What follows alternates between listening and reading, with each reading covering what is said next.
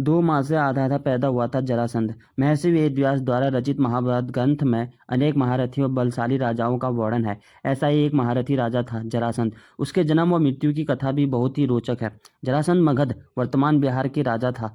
वह अन्य राजाओं को हराकर अपने पहाड़ी किले में बंदी बना लेता था।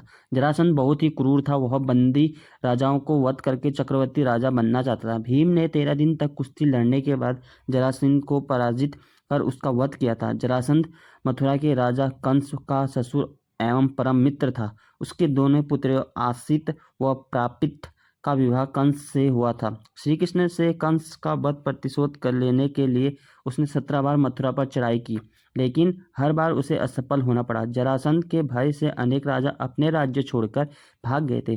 शिशुपाल जरासंध का सेनापति था। जरासंध भगवान शंकर का परम भक्त था। उसने अपने पराक्रम से 86 राजाओं को बंदी बना लिया था। बंदी राजाओं को उसने पहाड़ी किले से कैद कर लिया था। जरासंध 100 को बंदी बनाकर उसकी बलि देना चाहता था, जिससे कि वह चक्रवर्ती सम्राट बन सके। मगध देश व ब्रह्मद नाम के राजा, उनकी 2 पत्नियां थीं, लेकिन उन्हें कोई संतान नहीं था। एक दिन संतान की चाह में राजा बृहद्रथ महात्मा चंडक कौशिक के पास गए थे और सेवा कर उन्हें संतुष्ट किया। प्रसन्न होकर महात्मा चंडक कौशिक ने उन्हें एक फल दिया और कहा कि ये फल अपनी पत्नी को खिला देना, इससे तुम्हें संतान की प्राप्ति होगी। राजा ब्रह्मद की 2 पत्नियां थीं। राजा ने वह फल काटकर अपनी दोनों पत्नियों को खिला दिया। समय आने पर दोनों रानियों के गर्भ से शिशु के शरीर का एक एक टुकड़ा पैदा हुआ। रानियों ने घबराकर शिशु के दोनों जीवित टुकड़ों को बाहर फेंक दिया। उसी समय वहां से एक राक्षसी गुजरी।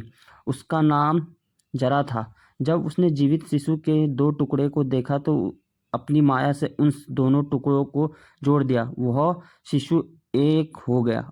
एक शरीर होते ही वो शिशु जोर जोर से रोने लगा। बालक के रोने की आवाज़ सुनकर दोनों रानियां बाहर निकली और उन्होंने उस बालक को गोद में ले लिया।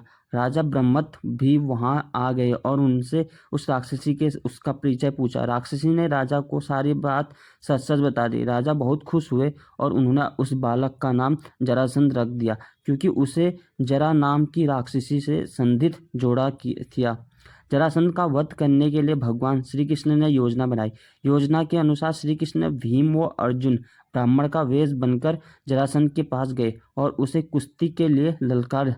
जरासंध समझ गया कि यह ब्राह्मण नहीं है। जरासंध के कहने पर श्री कृष्ण ने अपना वास्तविक परिचय दिया। जरासंध ने भीम से कुश्ती लड़ने का निश्चय किया। राजा जरासंध और भीम का युद्ध कार्तिक कृष्ण प्रतिपदा से 13 दिन तक लगातार चला रहा। 14वें दिन भीम ने श्री कृष्ण के इशारा समझकर जरासंध के शरीर के 2 टुकड़े कर दिए। जरासंध का वध कर भगवान श्री कृष्ण ने उनकी कैद में जितने भी राजा थे सबको आज़ाद कर दिया और वहाँ के धर्मराजा युधिष्ठिर चक्रवर्ती पद प्राप्त करने के लिए राजसूय यज्ञ करना चाहते हैं। आप लोगों ने उनकी सहायता कीजिए। राजाओं ने श्री कृष्ण का यह प्रस्ताव स्वीकार कर लिया और धर्मराज युधिष्ठिर को अपना राजा मान लिया।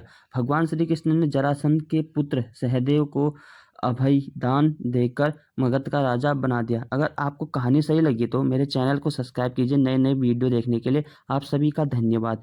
जय सिया राम दोस्तों।